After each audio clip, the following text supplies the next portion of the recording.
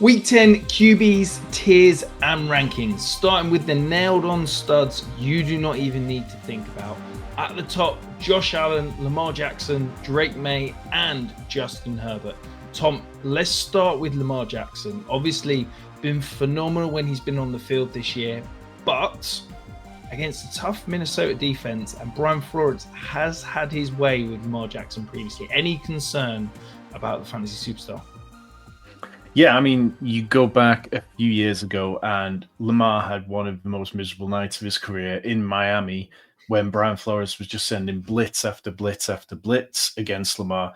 And for a little while, that became the trope. It was like, that's how to deal with Lamar. Once you blitz him, he doesn't know what to do. He doesn't know what to do. Well, what we've seen over the last couple of years is Lamar's actually one of the best quarterbacks in the league against the blitz now. Now, he hasn't had to play Brian Flores much over the last couple of years. And Brian Flores, I don't think much of him as a head coach, and I don't think that I'd ever want him to be the head coach of a team that I supported. But I do think that Brian Flores, when it comes to creative blitz packages, is one of the very best in the league. And this Ravens offensive line isn't particularly good. There are a lot of question marks, particularly at the interior guard spots. Ronnie Stanley at left tackle keeps getting banged up and leaving for drives, leaving for sections of games. So if they're able to shake Lamar and test whether his hamstring really is okay. I mean, Lamar's played one game in the last 5 weeks, but he is coming off the kind of mini bye from the previous Thursday night game. He is averaging 23.8 fantasy points per game this year. He is the QB1. But I think that for Lamar, he's just got to look to get the ball out quickly. The Vikings' pass defense has broken down a little bit over the last few games. They also allow a league-high 72% completion on passes 20 yards downfield.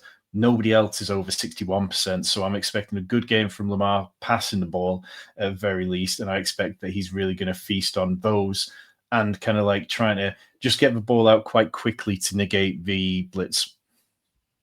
Yeah, and then the other player we've got in this tier that I'm a little bit nervous about, Justin Herbert. He's been absolutely phenomenal for fantasy last few weeks. He's playing some ridiculously good football, but Joel now out for the rest of the season with an ankle injury, obviously already missing Rashawn Slater.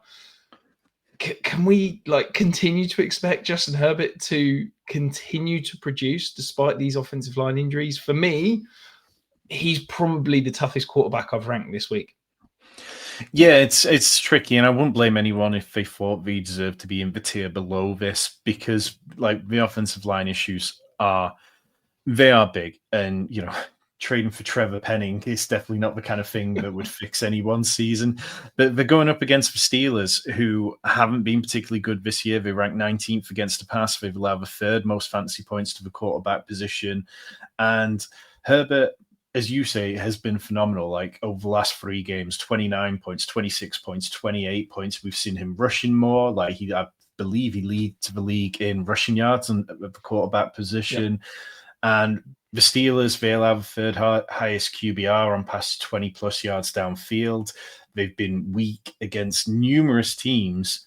And with Quentin Johnston kind of being what he is, I think this is a game where he can get right because the Steelers are so weak downfield. Aronda Gadsden has turned into a really valuable player. Ladd McConkey's been feasting, and Keenan Allen's been a good threat in the red zone. So I just think that Justin Herbert has too much with this game being at home in LA for the Steelers. If it was in Pittsburgh, maybe we'd knock him down a tier.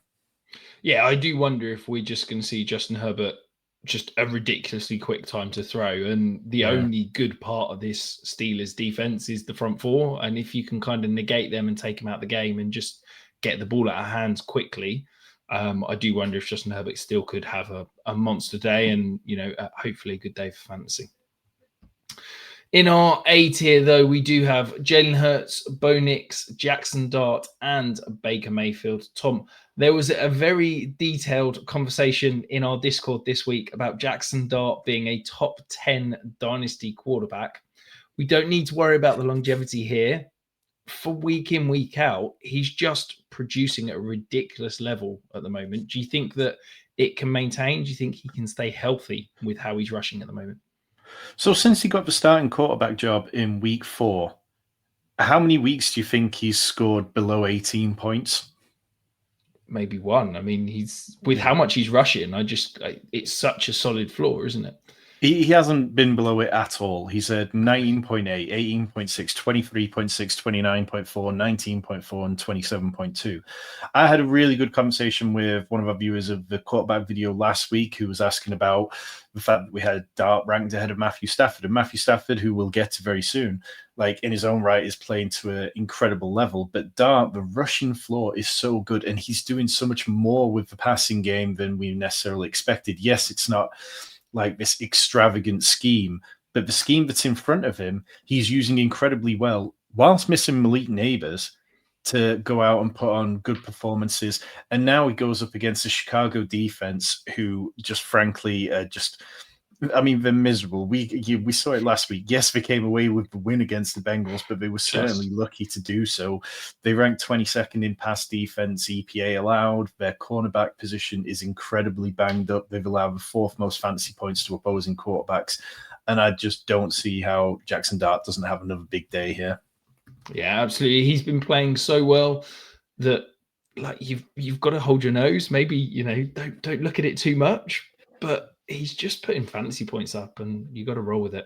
One other player that I'm fascinated to hear your thoughts on this week, Baker Mayfield. He's had, a hot start, petered off recently with some wide receiver injuries, goes up against a very impressive Patriots defense that since Christian Gonzalez has been back, has been playing some phenomenal ball.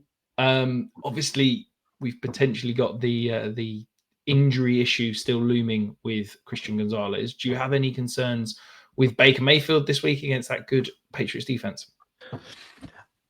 I think it'd be different if Emeka Egbuka wasn't healthy, but by all accounts, he seems to be healthy coming out of the bye week. And like the last time we kind of saw them, it wasn't really great. I mean, he hadn't scored double-digit PPR points in his last 3 games, but he was still getting like a 37% target share.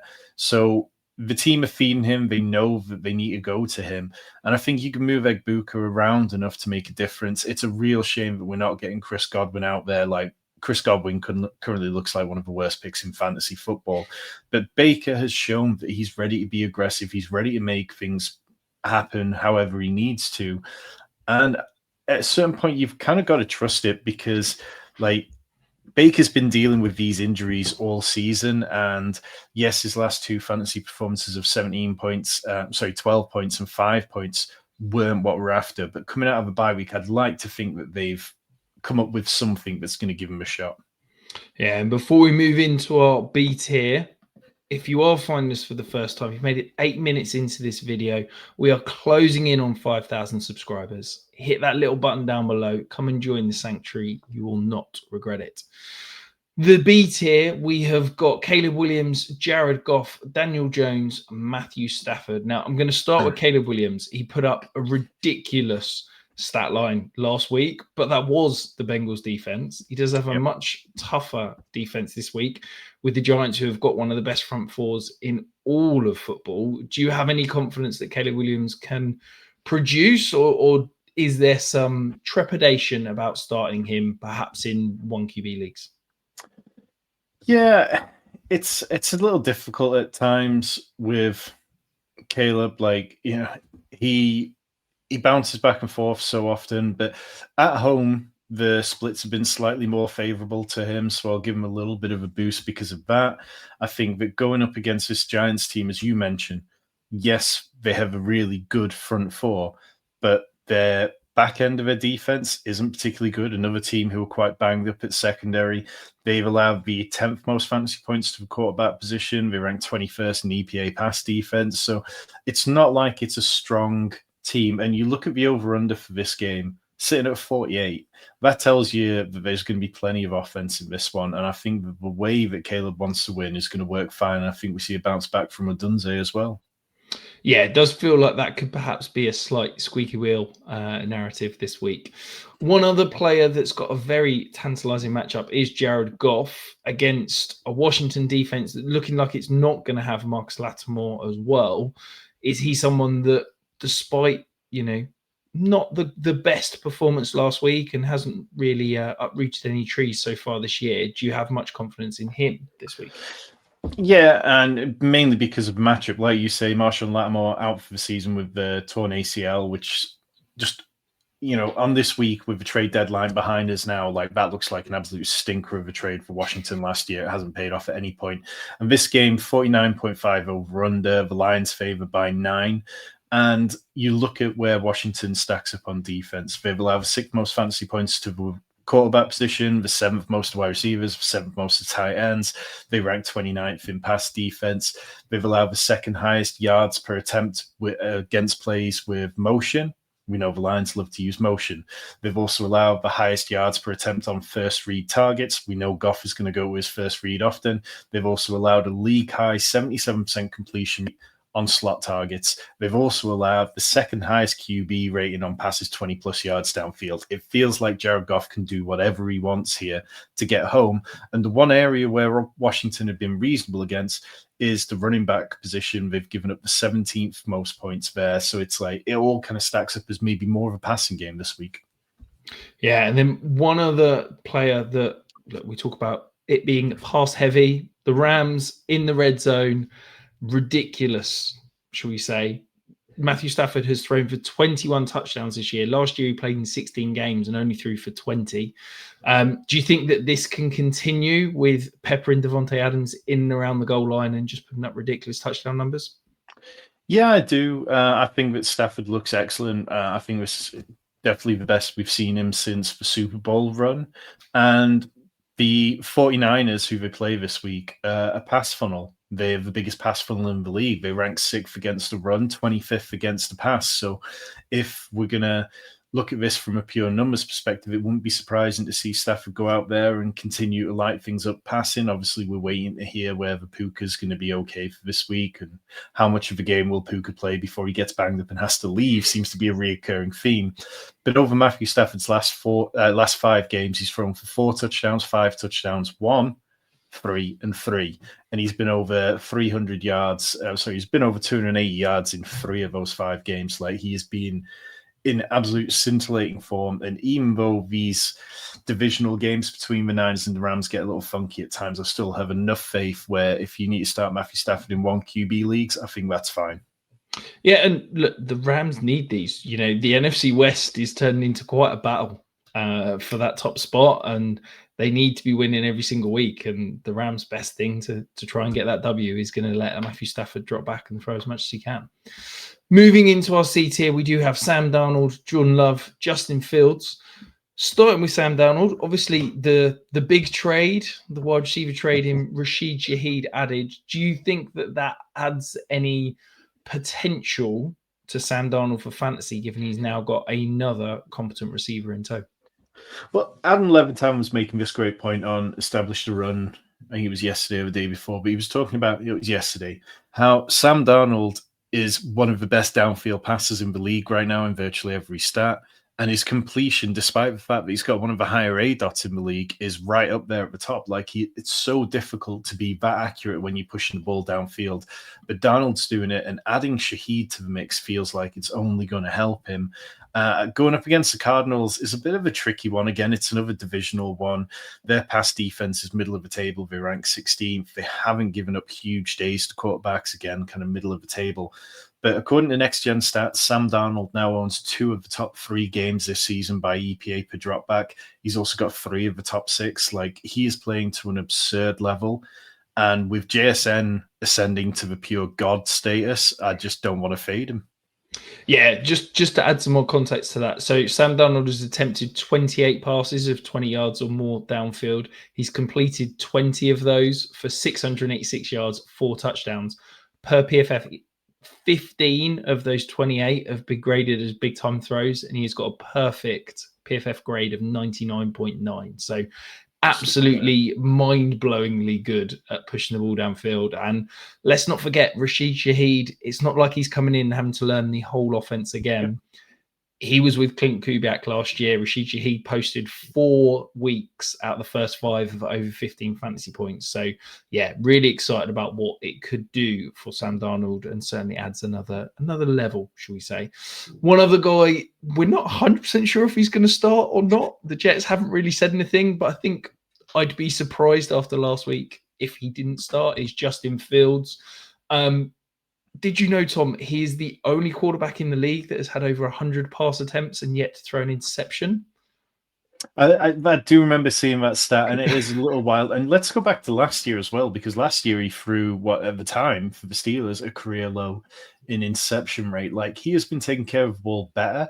It's just that he's just not a particularly great quarterback. And last time out was fantastic before the bye week. Hopefully he can carry that energy with him.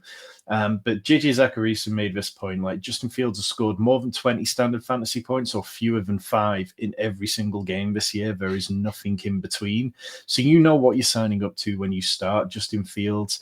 Obviously, this week's matchup going up against the Browns, it's not ideal, but the Browns defense has dropped off a little bit lately. They're still absolutely elite against the run, but they are not elite against the pass. Over the last few games, things have been really opening up there. So if he's got Garrett Wilson healthy, maybe we could see an okay day for Justin Fields, but it's definitely a super flex only play for me. Yeah, and I think also one of the weaknesses of the Browns, they're great up front, but you can sometimes get after them scrambling. You know, you look at Drake May had over 50 rushing yards. Carson Wentz had a few. Jordan Love had a few. They're not traditionally massive rushers. I think that sometimes you can get after the Browns a little bit on the ground. Before we go into the detail, though, if you are looking for a start sit question, not sure which one to go, which way to lean, get them in the comments below. Tom and I will answer all of your start sit questions or even your trade questions. Whatever you got, we will have you covered. Moving into the detail, we do have JJ McCarthy, Marcus Mariota, and Aaron Rodgers. Tom, JJ McCarthy was really impressive last week. I know people want to write him off. I know people want to call him a bust, but I thought he looked competent. I thought he looked good. I thought he looked decisive. Do you think that he could have some sneaky upside against a Baltimore defense that seems to be turning a corner, but might not quite be there yet? Yeah, well, let's start with the Baltimore side, because like week 6 was when they moved Kyle Hamilton back to a role closer to the line of scrimmage. That was part of the trade of bringing in safety Gilman in from the Chargers. Since then, they've been 7th best in EPA per play allowed. Like, and this is the second year in a row where we've seen Kyle Hamilton be the source, the Jenga piece that solves all the Ravens' problems, or at least most of their problems. Now, they still have no pass rush whatsoever. They cannot get pressure to the quarterback. I don't know if the trades that we made this week is going to solve that either. This quickly, we've got Carl Lawson on the practice squad again. Like, I don't think those are going to give you the answers you need. You look at JJ McCarthy, still hasn't thrown for 160 yards in any of the 3 games he played. I would expect Lamar to put up enough numbers that it's going to push JJ McCarthy to really have to try and pass and be a bit pass heavier.